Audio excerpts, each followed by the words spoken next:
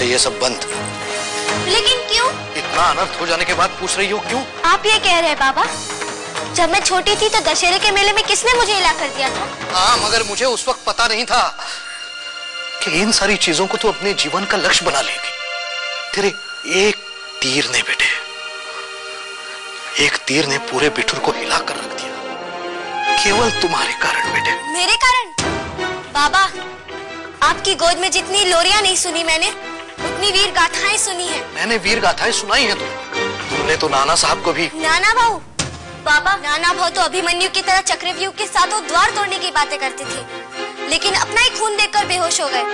किसी ने ये तक नहीं पूछा कि मैं कैसे उन्हें अपने घोड़े पर लाद कर यहाँ तक लाई। बस दोष देते रहे, मनु ने किया, मनु ने किया। जब नाना गिरे तब वहाँ कोई नहीं था? हाँ बाबा, वहाँ कोई नहीं था, हम अकेले थे। तुझे डर नहीं लगा? डरने का अवसर ही नहीं मिला बाबा। भाऊ साहब, अखाड़े से मंगल आया है।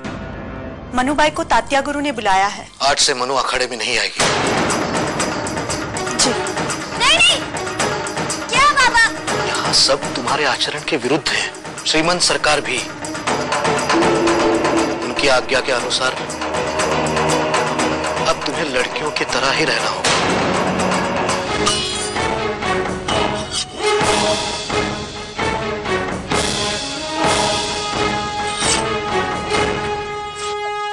तात्या गुरु, दुधारी तलवार के दांव तो बड़े कठिन है। राव साहब, यही अंतर है आप में और मनु में। मनु के लिए कुछ भी कठिन नहीं है। उसे आने दीजिए, फिर देखिएगा। गुरुजी। मंगल, मनु नहीं आई? नहीं गुरुजी, उसके पिताजी ने साफ मना कर दिया। ये तो हमारी मनु के साथ अन्याय है। ऐसा दंड उसे नहीं मिलना चाहिए। कभी कभी अच्छे कर्मों के लिए भी दंड मिलता है। भाई साहब। मोरूपन, तुम इसे यहाँ क्यों लाए? आज से ये आपकी सेवा में ही रहेगी। ये रहेगी? अवश्य रहेगी बेनी साहब। हमें क्या करना होगा आजी साहब? वही जो ये सब लड़कियां कर रही हैं।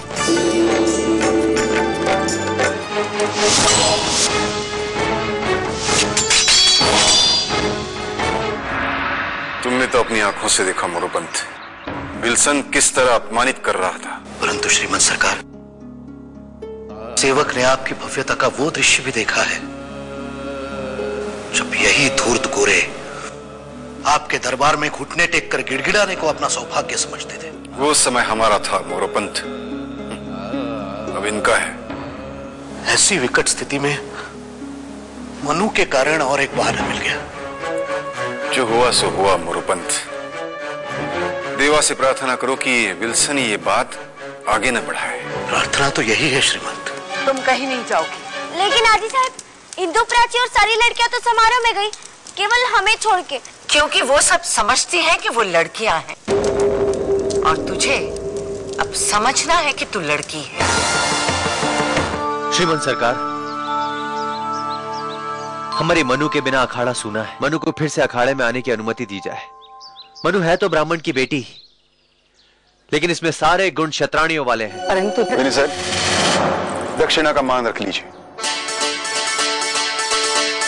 आज से इसका ध्यान हम रखेंगे। नाना कैसे घोड़सवारी आराम करेंगे ना? अभी तो हमारे घाव भरे, अगर हम घोड़े से फिर से गिर गए तो? आपके चित्रकूट को अभी तक ये नहीं पता कि आप उसके मालिक हो। हमारे पवन की तरह अगर आप भी उसे मान सम्मान देंगे, फिर वो आपको कभी नहीं गिराएगा। एक घोड़ा तो संभाल नहीं सके, राजपाट क्या संभालेंगे? सही कहा प्राची ने, आपसे ज्यादा बहादुर तो मनु है। इंदु तू भी ना। अरे रे, क्या कर रहे हो बेटा? आई साहब, देखिए ये इंदु और प्राची हमारी घुड़सवारी का उपवास कर रहे हैं। अब तुम घुड़सवारी छोड़ो, तुम्हारे लिए हमने हाथी मंगाया है। हाथी की सवारी? फिर तो कितना मजा आएगा। हाथी की सवारी? और तुम?